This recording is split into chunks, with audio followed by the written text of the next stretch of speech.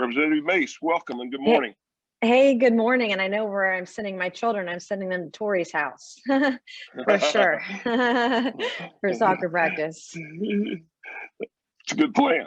I thought Yeah, it was really interesting when you started off with us last week, just sharing about what you were doing in Washington and how things got started with the events that took place early on in your time there.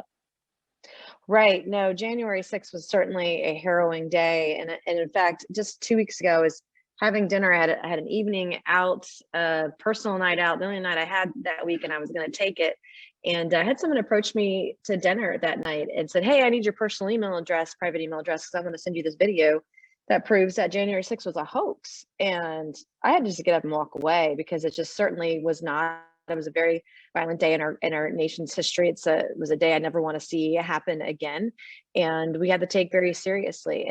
And no one should have to go to work and then have to explain to their children at the end of the day that it is safe to go to work. And it was a very scary time, but also, it's so important that we have strong voices too up in DC, and to not be afraid of leadership in either party, but to do the right thing, especially in such an important time and in a crisis like that. And I promised the voters and constituents in South Carolina's 1st congressional district that I would be an independent voice, that I'd be fiscally conservative, I'd protect their businesses and be pro-business and be pro-education, because when we have educational opportunities, job opportunities then follow, but that I would be that strong voice. And I've been that since the day I was elected. I am exactly what I told you I would be. And also I have an opportunity to be a new voice for the Republican Party as we look to rebuild over the next few years and figure out what does that look like. And I really truly believe that as a nation, it doesn't matter if you're a Democrat or a Republican, but if we continue to make the conversation about one person and not about the American people, then we all lose and the American people lose. And so I'm really focused on trying to bring and drive that message home. I'm also a single working mom, and I have kids that are in virtual school. And so I really also understand that the pain and the pressure that working families are feeling right now under tremendous challenging times with COVID-19. And so those are really important. It's really important to have someone who understands the pain that we're all going through, business-wise, family-wise, et cetera, because the decisions we're making here in Washington, we want to make sure that they're very targeted to those who need it most.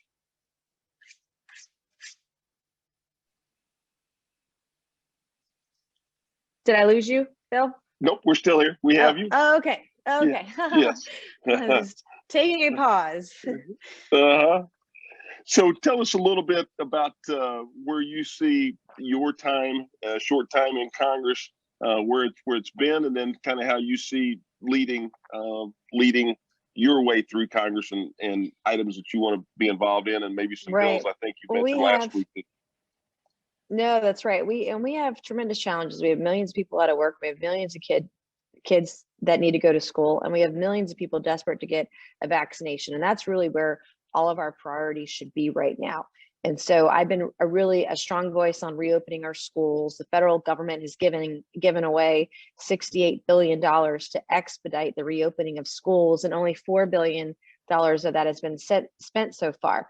And they're getting ready to send another $150 billion that can't even be spent on schools in the next couple of months. It's going to be years before that money is spent.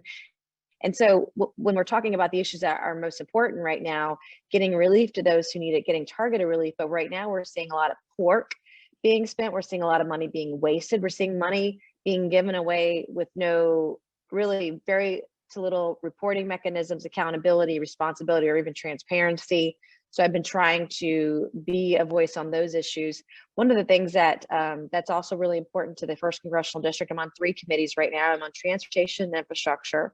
And that is a committee that is tremendously important throughout the entirety of the district, because it extends not just beyond your potholes and roads and bridges, but it goes into the defense industry. It goes into our environment, our waterways, aerospace, you name it, financial services, and how those things get financed. But it's a very important committee for me to be on for the district, and I will do a lot of work there. That work should be, for the most part, nonpartisan. I'm hopeful in that, because it's not a Republican or Democrat issue. Infrastructure is an American issue. It's something that I think many of us can agree on.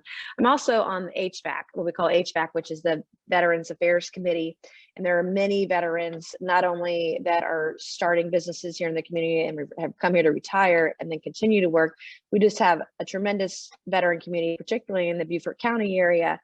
There are a lot there. So HVAC will be, the VA committee will be a great committee that is also represented in the district. And then I'm on oversight and government reform, which really goes into waste, fraud, abuse, investigations.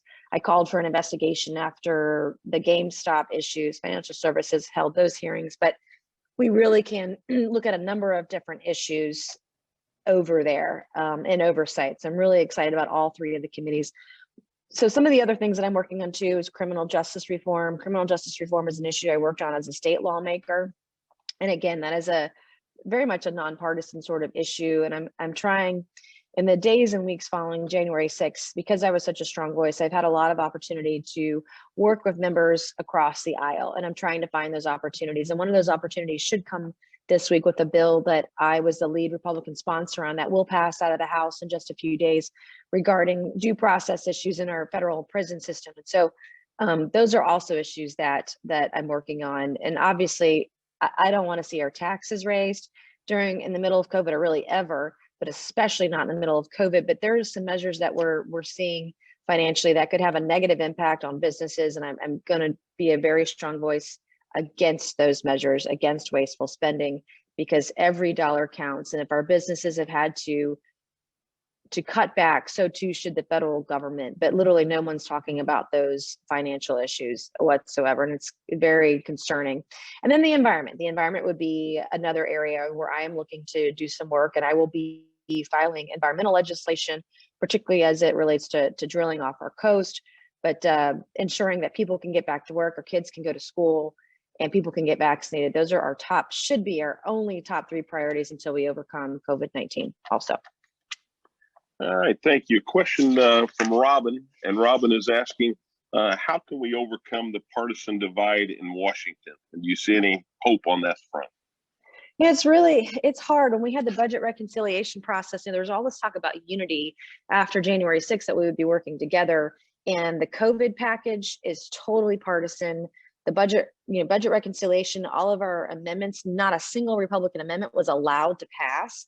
And that was, my understanding is that there were Democrats that also wanted to amend the legislation, and they wanted to work with Republicans, but they, quote, were not allowed to by their leader, by their speaker. And I hope that is not a sign of the days, weeks, and months to come, because I came up here to work. I am paid $174,000 a year to do a job, and I should be here to work with anyone who's willing to work with me. I'm willing to work with them. That's something I've been really pressing upon people. And I've been building relationships both with Republicans and Democrats. I don't care if it's my bill or my piece of legislation. I don't have any pride of authorship on any of the things that I want to pursue. It's really just a matter of getting it done. And if we can set our egos aside, if we can find people who really want to work together, then I do believe that we can get some of those things done and reach across the aisle. And know that I am building relationships with people in both parties, because that's what I promised I would do. I said I would do. And you'll see that. You'll see me pass a bill with members of the Democratic Party this week on criminal justice reform. So it's really important that I don't just talk about it, that I actually do it. And I find members who are willing to go there with me. Thank you. Next question is coming from Ted. And Ted is just asking what your position is on the minimum wage issue. I am against the government mandating a $15 minimum wage. So I am a fiscal conservative. I believe in limited government. I believe in competition. I believe in the free market. Supply and demand can dictate wages. So previous to COVID-19, within the 1st Congressional District in the Low Country, our unemployment rate was just under 2%, about 1.86%. And if you were, for example, in the food and bev industry, you were making, starting out entry level, between 11 and 15 an hour, and you had some additional benefits, childcare, for example. I know some restaurateurs and hotels had some of those additional benefit programs for their entry level employees. If you were working at a fast food franchise in Charleston, you were making $15 an hour, and you were about to get a raise to 20. So some of the issues with the $15 minimum is that number one, there's this domino effect. So the person making 15, then all of a sudden, when someone making 11 or 12 gets promoted to 15, the person making 15 says, well, I need to be making 18. Person making 18 says, well, I'm better than that person. I need to be making 22. And so there's a cost, an additional cost factor that federal government, that members of Congress aren't factoring into that calculation. And so when that happens, there are going to be fewer jobs available. And if you were making 15 and about to get a raise to 20, well, now that the government mandated $15 an hour, then that business perhaps wouldn't even have to give you that pay raise, right? They can just justify it. Well, the government mandated 15, that's all you're getting. And so we've got to make sure that, especially in a time where we have unemployment is an issue, particularly where we've been hard hit in the hospitality and travel industry, as you all know, in Beaufort County, it's everywhere in the 1st Congressional District. But the last thing we need to do is limit the job opportunities for people in this dire situation that we find ourselves. And then the other thing that I think is worth mentioning too, in addition to the minimum wage, the federal government is now going to increase the federal unemployment to 400 from 300.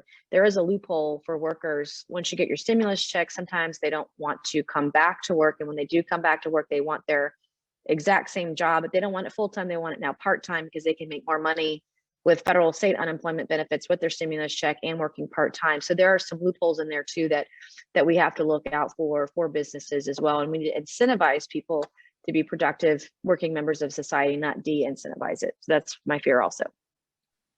Thank you for answering that. One last question. We know you've got a busy morning. Yes, sir. I appreciate your carving out patience. some time for us. I got lost in the tunnels earlier, and then I was in a meeting, and I was like, oh my God, my phone was going to die. And I was like, so I appreciate your patience this morning and working with me. Absolutely. Last question for you is it's coming from Randy, and Randy is asking, what do you see as the top priority in Washington right now? Well, the COVID package is the thing that everyone is talking about and pushing that through. Unfortunately, it wasn't done in a bipartisan way, and you're gonna see some things within that bill that will raise taxes, that will be wasted spending, like for instance, over 100 million being spent in Nancy Pelosi's backyard for some type of rail to Silicon Valley, I believe. I mean, things that have nothing to do with COVID, and we could have done more with less. We could have given I believe a larger stimulus check to a smaller number of people who really truly have been negatively impacted by COVID-19. There's so many things we could have done that were not done. I have been really disappointed with the package, but that is the thing that everybody's talking about this week is the COVID-19, the next stimulus package. Thank you so much for being with us, ladies and gentlemen. That's yes, sir. Representative Nancy Mace. I appreciate you so much, Bill, and you have a great day.